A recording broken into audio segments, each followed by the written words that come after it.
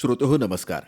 श्रोतेहो, आपल्या भारतवर्षाला नररत्नांची खाण असं सगळ्या जगात संबोधित केलं जातं. याला कारण आपल्याकडे जन्म घेतलेल्या अनेक राष्ट्रपुरुषांचं कर्तृत्व असं आहे की ते सगळ्या जगाला अचंबित तर करतंच, त्याचबरोबर मार्गदर्शितसुद्धा करतं. आज तुम्हाला याची आठवण करून देण्याचं कारण म्हणजे आजची तारीख 12 जानेवारी. आज स्वामी विवेकानंद यांची जयंती. आणि स्वामी विवेकानंदांचं आयुष्य जर आपण पाहिलं, अभ्यासलं तर एक लक्षात येतं की त्यांनी त्यांच्या आयुष्यामध्ये सर्वात जास्त जर कोणाला प्रोत्साहित केलं असेल तर ते तरुण वर्गाला. त्यामुळंच आजचा दिवस हा आपल्या भारत देशामध्ये राष्ट्रीय युवा दिन म्हणून साजरा केला जातो. आणि आज जागतिक लोकसंख्येचं आयुर्मान काढलं तर भारत देश हा तरुणांचा देश म्हणून सगळ्या जगात ओळखला जातोय. पण आपल्या भारत देशातील हा तरुण सध्या करतोय काय? व्यवस्थित मार्गी आहे की भरकटतोय की त्याला कोणाच्या मार्गदर्शनाची गरज आहे? या सगळ्या गोष्टीचा विचार करता एक गोष्ट लक्षात आली की तरुणांना जर व्यवस्थित कोणी सांगणारं भेटलं, मार्गदर्शन करणारं भेटलं तर ते त्यांच्या आयुष्याच्या ठरवलेल्या ध्येयाकडं नक्कीच चांगल्या पद्धतीनं मार्गक्रमण करू शकतात. आणि असं मार्गदर्शन करण्याची क्षमता असलेलं व्यक्तिमत्व आज आपल्या आकाशवाणी धाराशिव केंद्राच्या स्टुडिओमध्ये आपण आमंत्रित केलं आहे. ज्यांच्या मार्गदर्शनामध्ये, ज्यांच्या प्रोत्साहनामुळे जवळपास 1300 मुलं आज वेगवेगळ्या शासकीय सेवेत कार्यरत आहेत, विशेषतः सैन्य दलात.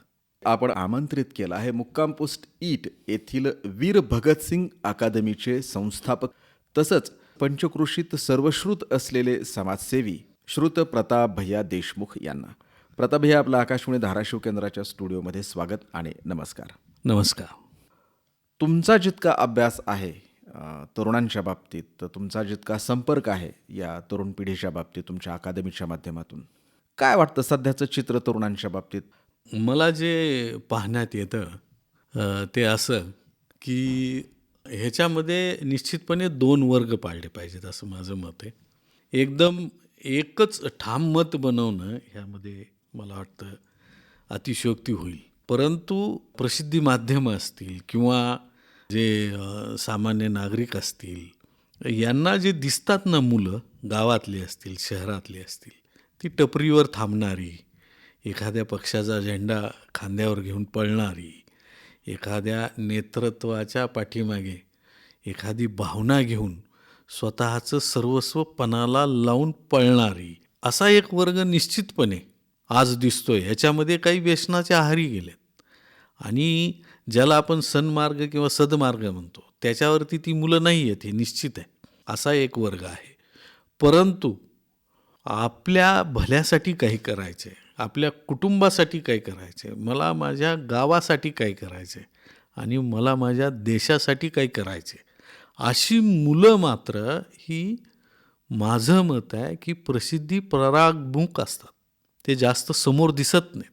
जर आपण थोडीशी दृष्टी लांबवली तर ती निश्चितपणे दिसतात. आजकाल आपणही पाहतो की वेगवेगळ्या स्पर्धा परीक्षेमध्ये ही मुलं आणि मुली यश कमवताना आपल्याला दिसून येतात. अगदी MPSC UPSCच्या सुद्धा. आणि ज्या काही स्टेट लेवलवरच्या आणि इतरच्या केंद्र राज्याच्या ज्या काही परीक्षा आहेत त्याच्यामध्ये सुद्धा ही मुलं खूप चांगल्या रीतीने चमकतात.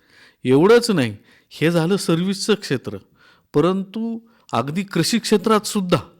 आता माझा एक तरुण मित्र आहे, लहानपणापासूनच तो गाई म्हशी सांभाळतो. त्याचा व्यवसाय वडिलोपार्जित, परंतु त्याच्यात त्यानं एक वेगळी बुद्धी लावली. तो फक्त कालवडी सांभाळतो. स्वतःच्याच गाया ज्या आहेत त्या गायाच्या ज्या कालवडी, त्या कालवडी तो मोठ्या करतो आणि त्या गायी झाल्यानंतर तो त्या गायी म्हणून विकतो. तर मी त्याला विचारलं की याच्यात किती नफा राहतो रे? तर डबल नफा राहतो. मग ही मुलं मात्र आपल्या दृष्टीत येत नाहीत. प्रताप भैया, एक गोष्ट लक्षात येते की एकतर करिअरच्या बाबतीत संवेदनशील आहेत किंवा स्वकेंद्रित आहेत. बरोबर आहे. त्यात मोबाईल हाती आल्यापासून आपली तरुणाई बऱ्यापैकी त्यांचा प्रोडक्टिव्ह टाईम जो आहे तो स्क्रीनमध्ये घालवते. बरोबर. याच्याबद्दल काय सांगाल? हा अगदी अतिशय काळजीचा विषय हा मला वाटतं सध्या आहे आणि तो म्हणजे मोबाईल. जसं टी व्ही नवीन आल्यानंतर आपण त्याला मॅडबॉक्स म्हणत होतो, तसंच हे खरंच एक वेडं खेळणं हातात आले तरुणांच्या. चांगली हुशार मुलं, चांगली कर्तृत्वाची क्षमता असणारी मुलं मी पाहतोय, की ह्या मोबाईलच्या वेडापोटी ते एका वेगळ्या मार्गावर चाललेले आहेत. एवढंच नाही तर अक्षरशः म्हणजे रात्री 2-2 वाजेपर्यंत हे मोबाईलवर काय ते रील्स पाहणे, पिक्चर पाहणे, जे नको पाहायला ते पाहतात आणि त्यांच्यातली जी क्षमता आहे, शारीरिक आणि बौद्धिक क्षमता, ती त्या ठिकाणी लोप पावते. मी एक उदाहरण सांगतो तुम्हाला दौलतराव. मागच्या वर्षीच्या एका भरतीमध्ये माझ्याच अकॅडमीतली 32 मुलं ही साईट चेक केली जाते डोळ्यांची. डोळ्यांची. तर 32 मुलं नजर कमी आहे, अधोदृष्टी म्हणून त्याच्यात बसली नाहीत म्हणून परत चेकिंगला पाठवलं होतं त्यांना. मिलिटरी परत चान्स देते. डोळे सुधारायचे किंवा त्याच्यात काही व्यवस्थित करून तो परत आला ह्याच्यापासून. दृष्टीदोष दुरुस्त करून या. दुरुस्त करून या. तर मी नेत्ररुग्णालय त्यांचे कॅम्प घेतो, तर त्यातले एक चांगले तज्ज्ञ डॉक्टर होते, त्यांना मी दाखवलं त्या मुलांना. तर प्रत्येक मुलाचं त्यांनी तेच सांगितलं, स्क्रीन तुम्ही ते पाहणं एकतर बंद करा. तुम्हाला पाहणं आवश्यक असेल अभ्यासासाठी, तुमच्या करिअरसाठी, तर त्याच्यातले जे काही म्हणजे सावधानतेच्या क्रिया आहेत त्या तुम्ही केल्या पाहिजेत. तो कसला चष्मा म्हणतात त्याला, काहीतरी नाव आहे इंग्लिशमध्ये. तो चष्मा तुम्ही वापरला पाहिजे, की जेणेकरून त्या स्क्रीनचा तुमच्या डोळ्याला त्रास झाला नाही पाहिजे आणि तुमची दृष्टी चांगली झाली पाहिजे, असं त्यांनी सांगितलं. त्याप्रमाणे त्यांनी केलं. परंतु तुम्ही हा जो विषय छेडला आहे अतिशय महत्त्वाचा आहे, की मोबाईलमुळं खूप तरुण पिढी आपल्या इथं बिघडायला लागलेली आहे. तर त्या दृष्टिकोनातून मला वाटतं काही नाही काही उपाययोजना पालकाकडून, आईवडिलांकडून किंवा समाजव्यवस्थेमध्ये आपल्या तयार झाली पाहिजे, असं मला अगदी मनापासून वाटतं. तरुणाईची ही जशी उणी बाजू आहे प्रताप भैया, तशी त्यांची एक चांगली बाजू सुद्धा आहे भारतीय तरुणांची, विशेषतः महाराष्ट्रातील म्हणूया आपण. ती तुम्हाला काय दिसते? ही अतिशय चिकाटीनं काम करणारी मुलं आहेत. अगदी मी सुद्धा तरुण असताना माझे जे काही गोल होते किंवा माझं काही मिशन होतं ते राबवत असताना मी रडगाणं गायचो. मला आठवतं आईवडिलांजवळ, पालकांजवळ, मामांजवळ वगैरे. परंतु मी पाहतो काही मुलं हे काहीच रडगाणं गात नाहीत. त्यांच्या स्तरावरच ते प्रयत्न करून ते मिळवतात. आता मोबाईल विकत घ्यायचा आहे. आता माझा जास्त संपर्क ग्रामीण भागातल्या मुलांशी, शहरातल्या नाही. तर ते सोयाबीन काढण्याचे जे जीवत असतात ते 1-1.5 महिना, सोयाबीन काढण्याचं रट्टून ते 1-1.5 महिना काम करतात आणि त्याच्यातून येणाऱ्या पैशामधून ते मोबाईल विकत घेतात, शाळेची फीस भरतात, कॉलेजची फीस भरतात, अकॅडमीची फीस भरतात. हे निश्चितपणे. आणि ती मुलं त्या मोबाईलचा अतिशय चांगला वापर करतात ऑनलाईन क्लासेससाठी, वॅकन्सीज पाहण्यासाठी, ॲप्लिकेशन भरण्यासाठी, ह्याच्यासाठी किंवा नवीन काही बिझनेस आला आहे का हे पाहण्यासाठी. आणि तुम्हाला हेही माहीत असेल की जगामध्ये आता जी माहिती तंत्रज्ञान अगदी शिगेला पोहोचलं आहे, त्याच्यामध्ये अमेरिका एक आहे आणि इथं मात्र सगळ्यात जास्त IT तज्ज्ञ हे आपल्या भारतातील आहेत. हो. इतरही राज्यामध्ये जर पाहिलं तर IT क्षेत्र आणि येणारं जे नवीन क्षेत्र आपल्याला खुणावते ते AIचं, याच्यामध्ये सुद्धा आपली मुलं आणि मुली ही खूप अग्रेसर आहेत. हे कशाचं चिन्ह आहे?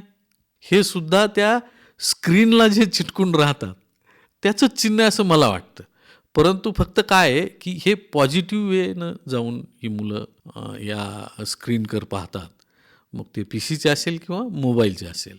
आणि एक तरुण पिढीचा एक वर्ग मात्र असा आहे की याला पॉझिटिव्ह न पाहता निगेटिव्ह दृष्टिकोनातून याच्याकडे पाहतात.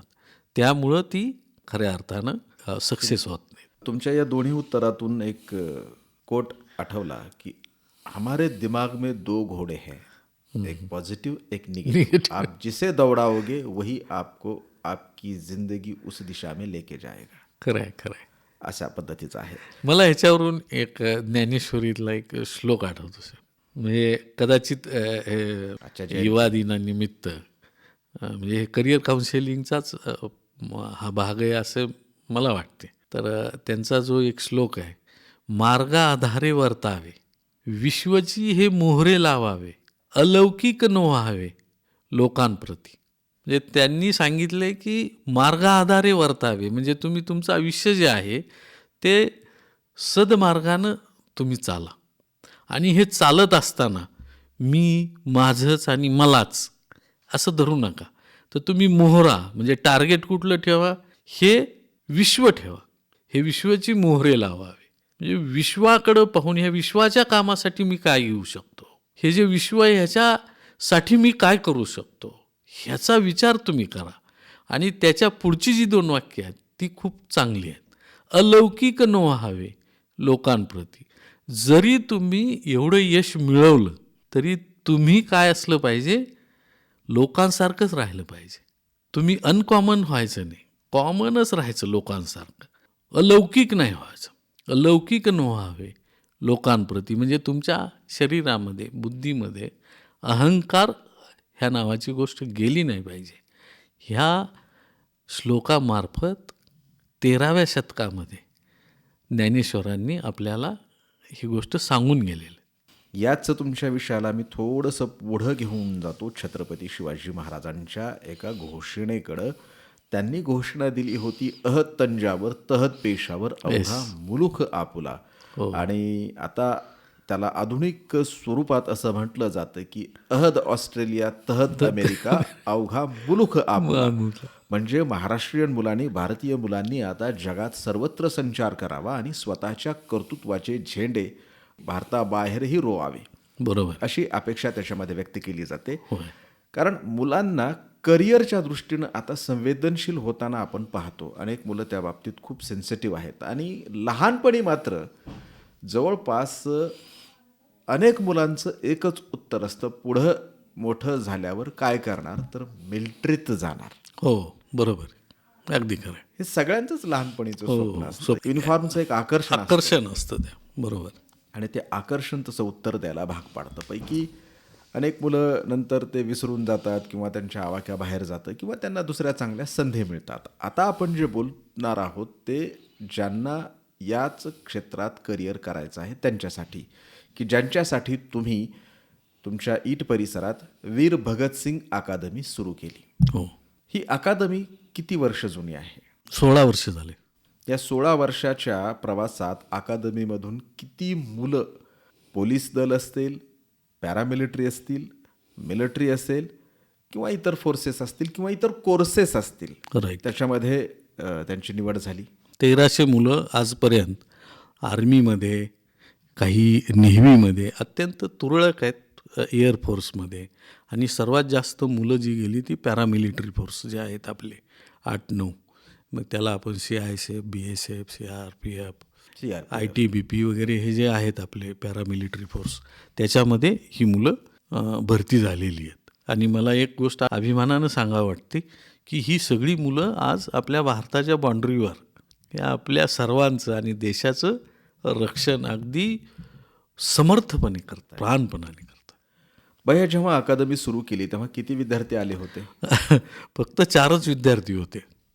आणि आता किती विद्यार्थी येतात? आता भरती जवळ आली की 200च्या आसपास तर निश्चित असतात. त्यांचा दिनक्रम कसा असतो? यांचा दिनक्रम पहाटे 6ला चालू होतो. 6:30 ते 8 वाजेपर्यंत त्यांचं फिजिकल होतं, एक्झरसाईज.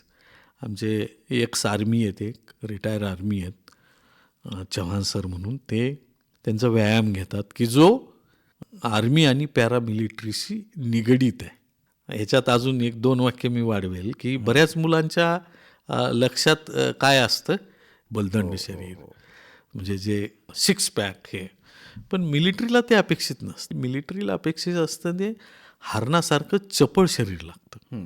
मग ती जी काही डोक्यात संकल्पना आहे ती त्यांची दूर करावी लागते आणि त्या दृष्टिकोनातून तो व्यायाम त्यांचा घ्यावा लागतो. मग 8 वाजेपर्यंत फिजिकल झालं की 8 ते 9 सुटी असते, आंघोळ नाश्ता वगैरे करायला. 9 ते 12 वेगवेगळे विषय जे असतात, बुद्धिमत्ता चाचणी, गणित, आपल्या महाराष्ट्र पोलीससाठी मराठी व्याकरण आहे, आर्मीसाठी नाही आहे, परंतु महाराष्ट्र पोलीससाठी मराठी व्याकरण आहे, पॅरामिलिटरीसाठी हिंदी हा विषय आहे. म्हणजे हे जे वेगवेगळे विषय जे आवश्यक आहेत त्यांचे तास होतात 9 ते 12 आणि दुपारी 3 ते 5 त्यांची अभ्यासिका असते आणि 5 ते 7 साडेसात वाजेपर्यंत ते म्हणजे स्वतःच्या ह्यानं ते फिजिकल करतात आणि संध्याकाळी 8:30 ते 10:30 ही त्यांची रोज परीक्षा असते आणि अभ्यासिका असते. हा त्यांचा दिवसभराचा दिनक्रम. शैक्षणिक अर्हता काय लागते? आता ज्या मिलिटरीतल्या पोस्ट आहेत, क्लर्क तुम्ही म्हणाल, स्टोअर कीपर म्हणाल, याच्यासाठी 12वी पास लागते आणि ज्याला आपण सोल्जर म्हणतो त्याला मात्र 10वी पास लागते.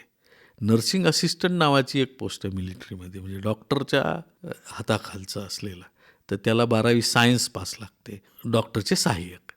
तर अशा वेगवेगळ्या पोस्टसाठी वेगवेगळी अर्हता असते.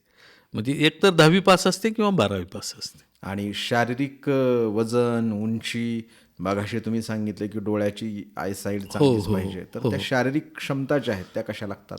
त्याला त्याची काही भरतीमध्ये आर्मीच्या 168 उंची लागते, काही ठिकाणी 165 लागते.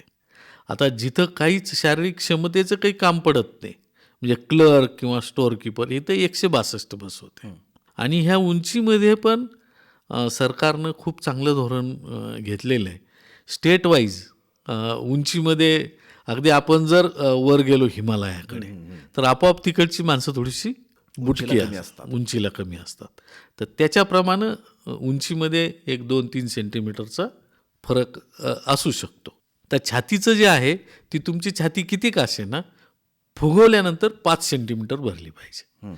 75 सेंटीमीटर समजा माझी छाती आहे, तर फुगवली तर ती 5 सेंटीमीटर फुगली पाहिजे, 80 सेंटीमीटर. हा त्याचा क्रायटेरिया आहे. प्रताप भैया, आता तुम्ही सैन्य दलात आणि पॅरामिलिटरी कोर्सेससाठी जाण्याकरता शैक्षणिक आणि शारीरिक अर्हता सांगत आहात. तुमच्याकडं अकादमी आहे, तिथं विद्यार्थी प्रशिक्षण घेऊन त्याच्यामध्ये बऱ्यापैकी यशस्वी झाले आहेत. जे विद्यार्थी यशस्वी होऊन गेले, आज वेगवेगळ्या ठिकाणी देशाचं संरक्षण करत आहेत, त्यांचं पाहून इतरही मुलं तुमच्याकडे येत असतील. याच्यात शेती कुटुंबातील मुलं जास्त असतील तुमच्याकडे. सर्वच 100% शेती कुटुंबातले. प्रताप भैया, तुम्ही शेतीशी सुद्धा संबंधित आहे, तुमच्याही घरी शेती आहे.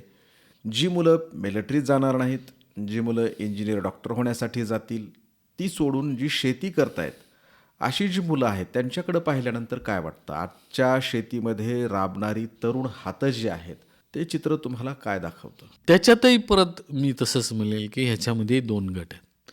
मी मग चांगलं काम करणाऱ्या एका मुलाचं सांगितलं. काही तरुण मुलं जी माझ्याच अकॅडमीत होती, मात्र ती भरती झाली नाहीत. ही मुलं ज्यावेळेस शेती करायला जातात ना, त्यावेळेस ही आधुनिक शेतीची कास पकडतात ही मुलं. कारण त्यांना अभ्यासाची सवय लागलेली असते, शिस्तीत राहण्याची सवय लागलेली असते, चांगलं काय आहे हे त्यांना दिसत असतं. त्यामुळं ते बरोबर त्या दिशेला जाऊन शेतीमध्ये आपल्याला नवीन तंत्रज्ञान कसं आणता येईल. आपली 5 एकर जमीन आहे, 6 एकर आहे, 4 एकर आहे, परंतु ह्या शेतीला सहाय्यभूत ज्या गोष्टी त्या आपण केल्या पाहिजेत हे त्यांच्या लक्षात येतं. विजेचं प्रमाण अनियमित आहे, तर याच्यासाठी सोलार हा पर्याय आहे. ते बरोबर सोलारच्या पाठीमागं जातील आणि सोलार बसवतील. पाणी पाटानं पाईपलाईननं देण्यापेक्षा आपण ते ठिबकनं दिलं पाहिजे, ह्याच्यासाठी बरोबर ते तिथं नियोजन करतील. असा एक वर्ग निश्चितपणे आहे. आणि मी अनेक मुलं अशी पाहतो की जी एवढ्याच 5-7 एकरमध्ये खूप चांगलं उत्पन्न घेतात आणि उत्पादनामध्येही ते दर्जेदारपणा टिकवतात. आपल्या पारंपरिक शेतीमध्ये निश्चितपणे चांगल्या गोष्टी आहेत, परंतु दर्जेदार उत्पादन, दर्जेदार म्हणजे इन द सेन्स कसं, मार्केटला जे पाहिजे ते.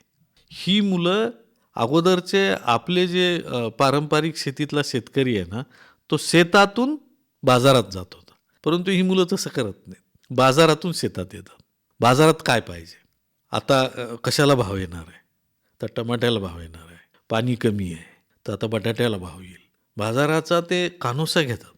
राजमा पीक तुम्ही बघा, कळंबमध्ये खूप आहे, तसंच त्याची लाट सगळीकडे आलेली आहे. तर राजमा पीक घेतल्यानंतर आपल्याला 4 पैसे जास्त मिळतात, हे ह्या तरुण पिढीनेच ओळखले. आणि राजमा आणि सोयाबीन पिकं आता ही कॅश क्रॉप झाली आहेत, ऊसासारखी झाली आहेत. ही कोणी वाढवली? ही मला नाही वाटत की ही पारंपरिक शेती करणाऱ्या जुन्या शेतकऱ्यांनी वाढवली. त्यांचे उपकार आपल्यावर निश्चितपणे आहेत. परंतु सोयाबीन आणि राजमा आणि फळबाग आणि पालेभाज्यामधले जर काही विशिष्ट घटक जर तुम्ही घेतले, तर निश्चितपणे ह्याचं श्रेय तरुण पिढीतल्या शेतकऱ्यांनाच द्यावं लागेल. भैया, आई वडील असतील, समाज असेल, नातेवाईक असतील, ज्येष्ठ नागरिक असतील, यांच्याप्रती पूर्वीचा जो स्नेहभाव होता, आदरभाव होता, आत्मीयता होती या सगळ्यांच्याबद्दल, ती आजच्या तरुणाईमध्ये कुठंतरी हरवत चालली आहे असं वाटत नाही. भले मग तो अभ्यास करणारा असो किंवा न करणारा असो, यशस्वी असो किंवा अयशस्वी असो. हे अगदी तुम्ही ठेवणीतला प्रश्न विचारला. माझं तर मत असं आहे की आर्थिक संपन्नता असण्यापेक्षा संस्काराची संपन्नता ही समाजाला तारक ठरते. आणि नेमकं आजकालचं चित्र उलटं झालं आहे. सार्वत्रिक चारित्र्य आणि वैयक्तिक चारित्र्य ह्याच्याकडे ह्या तरुण पिढीचं अजिबातच लक्ष नाही आहे. त्यांना फक्त एकच लक्षात येते की मी आर्थिक संपन्नता कमवली की माझ्याजवळ सगळंच आलं.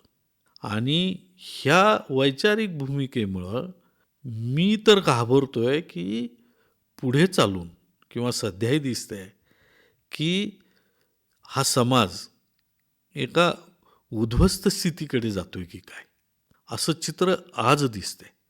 एवढं महत्त्व हे पैशाला आणि आर्थिक संपन्नतेला आलेलं आहे. आणि मला नाही वाटत की हे खूप चांगलं चित्र आहे.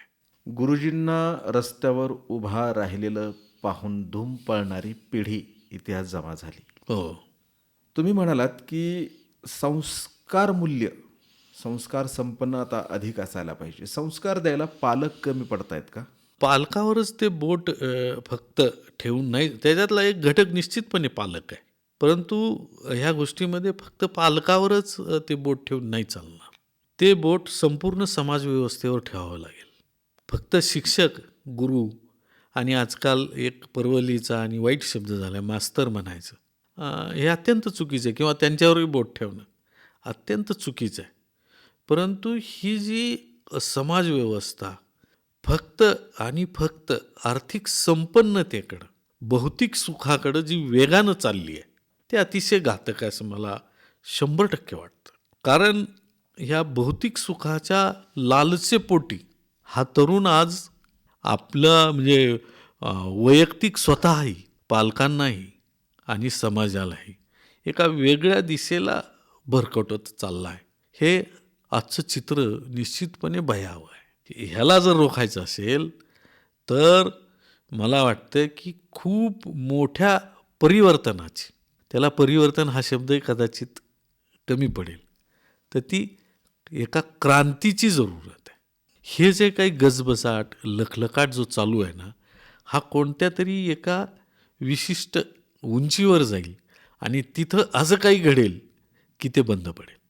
आणि तिथून नंतरच परत त्याची घडी बसायला, व्यवस्थित घडी बसायला चालू होईल असं मला वाटतं. प्रताप भैया, व्यक्तीच्या आयुष्याची जडणघडण होताना जसे शिक्षकांचे संस्कार आहेत, आईवडिलांचे संस्कार आहेत, सामाजिक संस्कार आहेत, तसेच पुस्तकांचे सुद्धा संस्कार असतात ना? हो हो, मी मगाच हे तुम्हाला सांगणार होतो.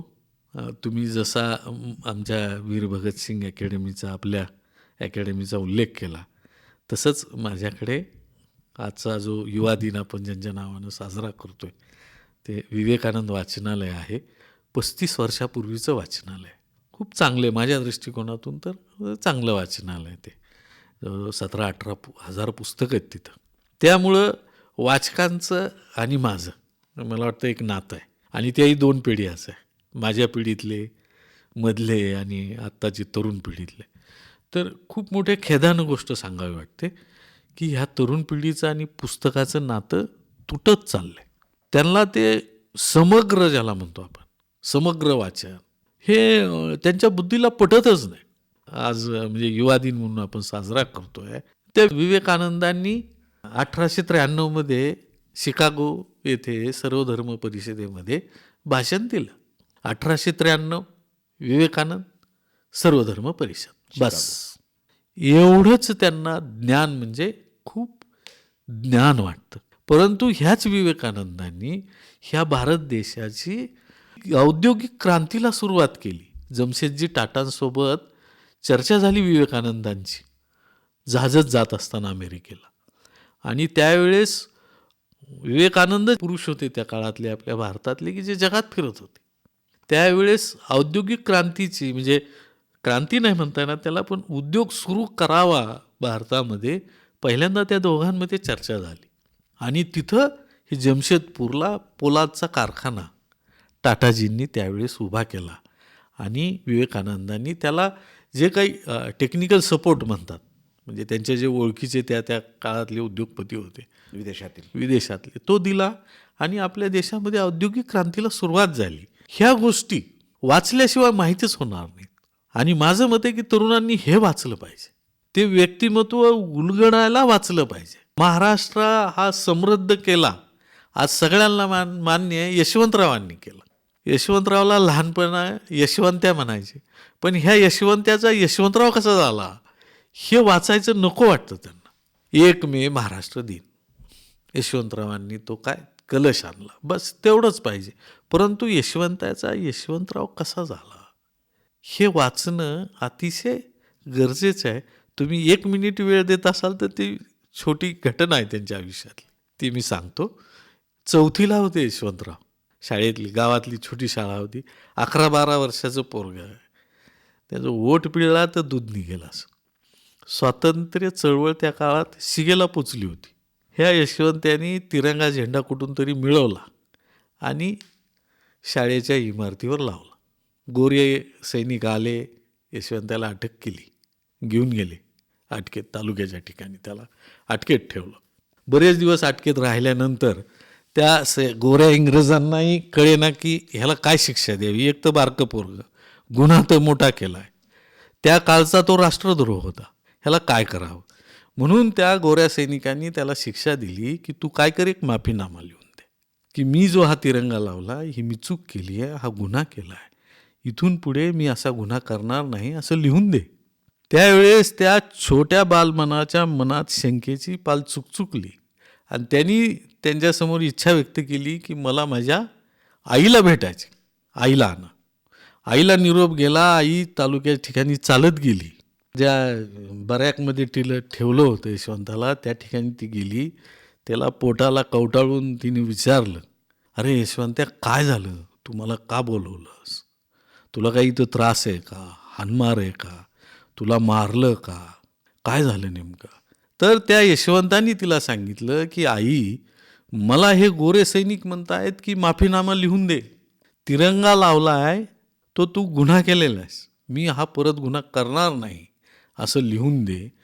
त्यावेळेस त्या माऊलीनं छातीला कवटळलेल्या यशवंत्याला बाजूला ढकलून दिलं आणि त्याला सांगितलं की यशवंत्या, जीव गेला तरी बेहत्तर, तू मला मेला असं मी समजेन, पण असा माफीनामा लिहून द्यायचा नाही.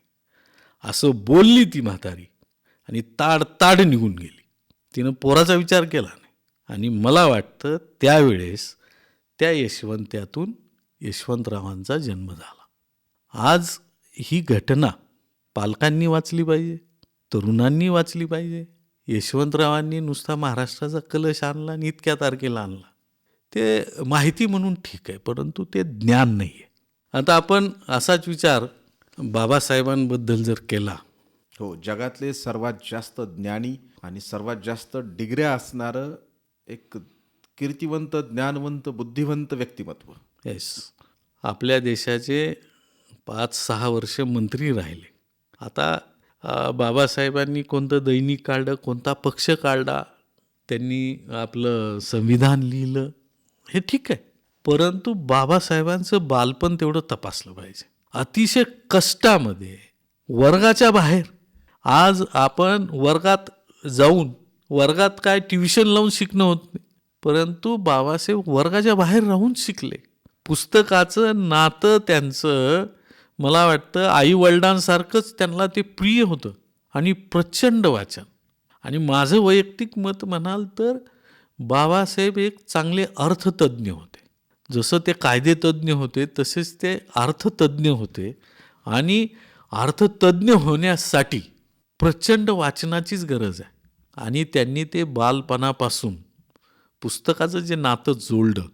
कदाचित त्यांना त्यावेळेस पुस्तकं उपलब्धही होत नसतील आर्थिक परिस्थितीमुळं, परंतु तरीसुद्धा त्यांनी अतिशय कष्टानं ही पुस्तकं जमवली आणि प्रचंड अभ्यास बाबासाहेबांनी केला. त्या काळात त्यांनी दैनिकं काढली, बहिष्कृत भारत, मूकनायक आणि साप्ताहिकं काढून ही लोक आणि समाज शहाणा झाला पाहिजे. ज्या अर्थी ते संपादक होते 2-3 दैनिकाचे, साप्ताहिकाचे. ज्याचं वाचन आहे तोच संपादक होऊ शकतो. त्याच्या डोक्यात वृत्तपत्र काढण्याचं येतं. निश्चितच वाचनामुळंच बाबासाहेब घडले आणि बाबासाहेब घडल्यामुळंच आपल्या सगळ्यांच्या पुढच्या पिढ्या घडत गेल्या. हो, बरोबर. इतका चांगला परिणाम पुस्तक वाचनाचा होतो. आणि शेवटी माणसाला त्याचे विचार सोबत करतात, अगदी अंतिम क्षणापर्यंत विचार सोबत करतात. हे विचार रुजविण्याचं काम पुस्तकं करतात. हो, बरोबर. चांगले विचार रुजविले, त्या विचारांची मशागत करणे हे पुस्तकाशिवाय शक्य नाही. आणि आजच्या पिढीमध्ये हे पुस्तक वाचन कुठंतरी हरवताना दिसतंय. बरोबर. आता आपण मुलाखतीच्या शेवटच्या टप्प्यात आलो आहोत. जसं तरुणांच्या हातून हळूहळू पुस्तकं कमी होताना दिसत आहेत आणि त्याऐवजी मोबाईल येताना दिसतोय, असं आणखीन काय काय सांगता येईल तरुणांना की जे तुमच्या आवाहनातून यावं आणि मुलांना मुलींना मार्गदर्शन करणारं असावं? मला या तरुण पिढीला सांगावं वाटतं की पहिलं आपण काय करायला पाहिजे, तर हे जे हातात शस्त्र आहे तुमच्या कायम, मोबाईल ते मोबाईल ते दुधारी आहे. म्हणजे ते तुम्ही दुसऱ्यालाही मारताय आणि स्वतःलाही मार खाऊन घेताय. ह्याच्यापासून दूर राहिलं पाहिजे. हे अत्यंत धोक्याचं आहे. मी म्हणतो की कुणी आपल्यावर वार केला तर तो शरीरावरचा वार आहे. आज न उद्या तो बुजून जाईल. परंतु हे मोबाईल आपला बुद्धिभेद करते, बुद्धीला विनाशाकडे नेण्याचं काम हे करते. हे अतिशय संयमानं तुम्ही वापरलं पाहिजे. त्याचा उपयोग योग्य त्या ठिकाणीच केला पाहिजे. ही माझी पहिली विनंती या तरुण वर्गाला आणि तरुणींना आहे. आणि माझा तर ठाम विश्वास आहे की तुम्हाला जर तुमचं व्यक्तिमत्व उत्तुंग करायचं असेल किंवा त्याला इंग्लिशमध्ये आजकाल म्हटलं जातं पर्सनॅलिटी डेव्हलपमेंट, हे वाचण्याशिवाय शक्यच नाही. जितकं तुमचं वाचन, म्हणजे तुम्ही त्याला एक चांगला शब्द आहे व्यासंगी असाल तुम्ही, तितकं तुमचं व्यक्तिमत्व निश्चितपणे उठून दिसणार आहे. तुमच्या व्यक्तिमत्वामुळं तुमच्या कपड्याला शोभा येते, कपड्यामुळं तुम्हाला शोभा नाही आहे. महात्मा गांधींचं उदाहरण घ्या, कुणाचंही घ्या, त्या व्यक्तिमत्वामुळे त्या कपड्याला शोभा आहे. ते कशामुळे आहे तर त्यांच्या व्यक्तिमत्वामुळे. आणि त्यांचं व्यक्तिमत्व जे उभारून आलं ते फक्त वाचन, व्यासन, चिंतन यामुळं आलेलं आहे. ही एक आपण निश्चितपणे स्वतःला जाणीव करून दिली पाहिजे. आणि दुसरी गोष्ट, बाबासाहेबांनी सांगितलं की कोणतीही व्यक्ती जन्मली, माणूस जन्मला तर त्याच्यावर 4 ऋण असतात. एक समाज ऋण, दुसरं पितृ ऋण, मातृ ऋण आणि गुरु ऋण. आणि ह्या 4 ऋणापैकी सगळ्यात महत्त्वाचं ऋण बाबासाहेबांनी सांगितले ते समाज ऋण आहे. ते अगोदर तुम्ही फेडलं पाहिजे. हे ऋण फेडणं शक्य नाही, परंतु फेडण्याचा प्रयत्न, समाज ऋण फेडण्याचा प्रयत्न तुम्ही केला पाहिजे. आणि समाज ऋण फेडण्यासाठी खूप बुद्धी लागते. त्याला काय म्हणतात, उच्च विद्याविभूषित असलं पाहिजे? अजिबात नाही. समाज ऋण फेडण्यासाठी साधं सूत्र आहे की ह्या समाजाबद्दल तुमच्या मनामध्ये आदरभाव असला पाहिजे, तळमळ असली पाहिजे. जे कारंजले गांजले त्याची म्हणावे आपुले. जिथं जो कोणी आलडे नळडेला आहे त्याला मदत करण्याची तुमची भूमिका असली म्हणजे समाज ऋण फेडल्यागत आहे. हे बाबासाहेब त्यावेळेसच सांगून गेलेलं. आणि संस्काराची गोष्ट जी आहे, तर मला वाटतं की आपल्या समाजामध्ये सगळ्यात मोठा गुरु जर कोण असेल तर आपली आई असते. आपल्या आईला आपले सद्गुणही माहीत असतात आणि दुर्गुणही माहीत असतात. ती सर्वात मोठी गुरु ही आपली आई असते आणि आई जे संस्कार शिकवते त्या संस्कारानं तरुण आणि तरुणींनो तुम्ही जर चाललात तर यश लांबच नाही तुमच्या. त्यामुळं आईचा प्रत्येक शब्द ऐकणे म्हणजेच तो संस्काराचा भाग आहे असं मला या ठिकाणी वाटतं. खूप खूप धन्यवाद प्रताप भैया. आज आपण आकाशवाणी धाराशिव केंद्राच्या स्टुडिओमध्ये आलात. आजच्या राष्ट्रीय युवा दिनानिमित्त आजची तरुणाई, या तरुणाईच्या दोन्ही बाजू सकारात्मक आणि नकारात्मक आमच्या श्रोत्यांसमोर मांडल्यात. कोणत्या मार्गानं गेल्यानंतर यशाचा सोपान चढता येईल आणि स्वतःसह कुटुंबासह समाजाचा उत्कर्ष साधता येईल याबद्दल खूप चिंतन आज तुमच्या मुलाखतीतून आम्हा सर्वांसमोर प्रकट झालं. याबद्दल मी आकाशवाणीच्या वतीनं सर्व श्रोत्यांच्या वतीनं आपलं ऋण व्यक्त करतो. धन्यवाद. धन्यवाद.